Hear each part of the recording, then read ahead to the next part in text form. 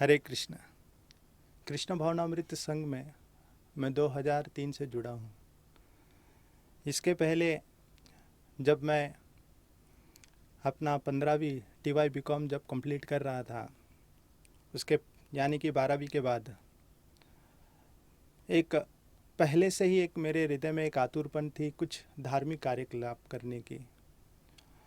तो शुरुआत में मैं जो समाज में जो मंदिर होते जनरल टेम्पल जिसे कहा गया, वो वैसे जो हिंदू मंदिर में मैं जाकर आरती वगैरह में भाग लेता था।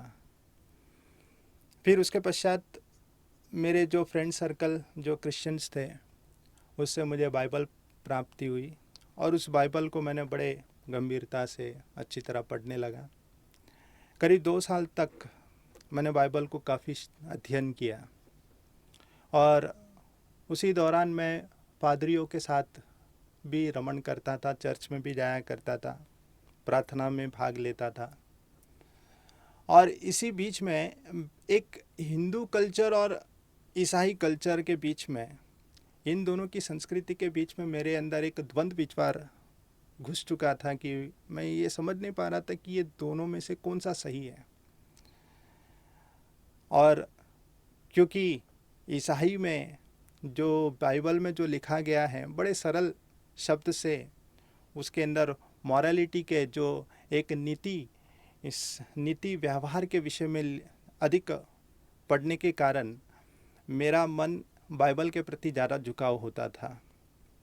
और क्योंकि हिंदू संस्कृति के विषय में कोई समझाने वाला नहीं था, तो मेरा धीरे धीरे उनके प्रति इतना विश्वास या भरोसा नहीं था जितना मैं बाइबल पर करना शुरू कर दिया था।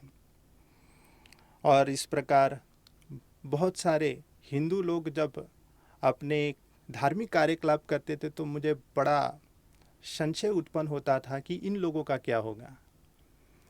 और इस तरह मैं काफ़ी लोगों को बाइबल समझाया करता था।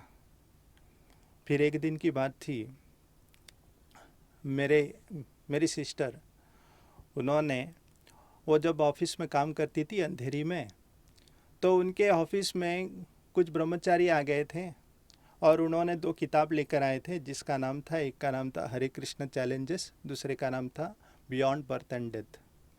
ये 2 किताब वो ब्रह्मचारी लोग वहाँ पर उस स्टाफ में जितने भी मेंबर थे सबको दे रहे थे, लेकिन कोई लेने को तैयार नहीं था। एक व्यक्ति ने केवल अपना सरदर्द कम करने के लिए उन्होंने कहा ठीक है मुझे दे दो, और उन्होंने लेके रख लिया।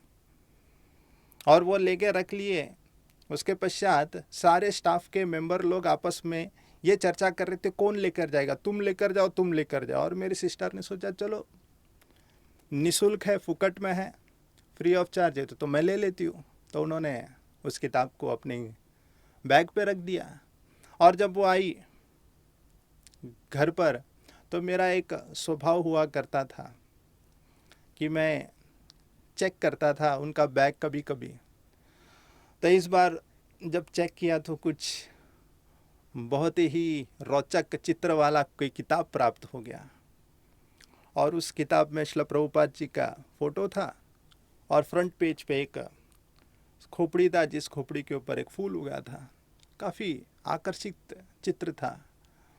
और दूसरा जो किताब, जिसमें एक बड़े घोड़े में एक सफ़ेद कलर का एक व्यक्ति तलवार लेकर दौड़ रहे हैं, और उस किताब का नाम था हरे कृष्णा चुनौती। वाकई मुझे मेरे अंदर से एक इस प्रकार की एक इच्छा जागी कि मैं इस किताब को हो ना हो ज़रूर पढ़ूंगा। और उस किताब को मैंने करीब 3-4 दिन में पूरा ख़त्म कर दिया। और वो किताब ने मेरा ऐसा संशय दूर किया जो बरसों से मेरे दिमाग में घुसा चला जा रहा था कि ये हिंदू संस्कृति और ईसाई संस्कृति, ये दोनों आपस में इतना द्वंद्व क्यों। लेकिन वो पढ़कर पूरी तरह मेरे सारे संशय दूर हो गए। फिर उसके पश्चात मैं मंदिर का तलाश किया, क्योंकि हमारे मीरा रोड मंदिर से, हरे कृष्णा राधा गिरधारी मंदिर से कुछ भक्त लोग आते थे नगर कीर्तन के लिए, कमल लोचन प्रभु इत्यादि। तो जब अपने मंडली को जब लेकर आते थे, तब उस समय मेरा एक नज़र होता था इस संकीर्तन के प्रति, लेकिन मैं ज़्यादा इस पर ध्यान नहीं दिया, लेकिन जब ये किताब पढ़ लिया तब मैं उस पर विशेष ध्यान देने के विषय में विचार किया। फिर उसके पश्चात मैंने उस किताब को पढ़ने के पश्चात इस मंदिर के पता को ढूंढकर इस मंदिर में आया, और इस मंदिर में आकर मैंने श्रील प्रभुपाद जी के जितने भी छोटे छोटे किताब हैं वो सब मैं पढ़ता गया, और करीब 2 साल तक मैं इसी को पढ़ता रहा। और फिर मैंने ये निर्णय लिया कि कुछ करना है समाज के लिए, तो वो है कृष्ण भावनामृत का प्रचार, जो सबसे बड़ी सेवा है। और ये विचार रखकर मैंने 2003 में अपना पढ़ाई ख़त्म करके मैंने निर्णय लिया कि मैं जुड़ जाऊं, और इस तरह मैं हरे कृष्ण आंदोलन में जुड़ गया। और आज भी मेरी सिस्टर विद्या वो कहती है कि ये जो 2 किताब जो मैंने फुकट में लिया, ये वास्तविकता बहुत बड़ा जुर्माना मुझे भरना पड़ा। ये 2 किताब निःशुल्क समझ के ली थी, लेकिन मुझे इसके बदले में मेरा भाई का सौदा करना पड़ा। तो ये वास्तविकता मेरे बहन की अहेतु की कृपा से श्रील प्रभुपाद जी के 2 किताब प्राप्त हुआ, जिस किताब ने मेरे जीवन के भयावह जीवन से पलटकर एक नया रंग प्रदान किया, वो है कृष्ण भावनामृत। इसके पश्चात मैं जुड़ने के पश्चात वही जो पादरी लोग जो मुझे प्रवचन इत्यादि जो देखकर मुझे समझाया करते थे, उनके पास मैं जब लौट कर जाता था तो वो लोग मुझसे दूर चले जाते थे, क्योंकि मेरे पास ऐसे तर्क रहते थे या ऐसे सुझाव होते थे कि मैं उनको समझाया करता था कि कैसे ईसाई जो धर्म है वो कृष्ण भावनामृत से भिन्न नहीं है, वो एक ही है। बस इसे पढ़ने में समझदारी रहेंगे, अगर कोई अपने जीवन में अच्छी तरह इस बाइबल को अगर अनुकूल रूप में अगर स्वीकारेगा तो निश्चित रूप से वो कृष्ण भक्त बनेगा।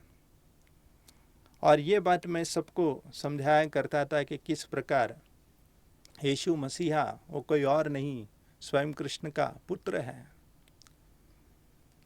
लेकिन जो ना समझ रहे थे तो वो हंस पड़ते थे, लेकिन सच्चाई यही है। तब इन पादरी लोग जब मेरी बात को स्वीकारते नहीं थे तो मैंने फिर उनके संगति को छोड़ दिया, और फिर अब मैं यहाँ पर हरे कृष्णा आंदोलन में उन लोगों को समझाने का प्रयास करता हूँ जो वाकई सुनने की इच्छुक है या जिज्ञासा रखते हैं। तो इस तरह मेरा जीवन परिवर्तन हुआ। हरे कृष्ण।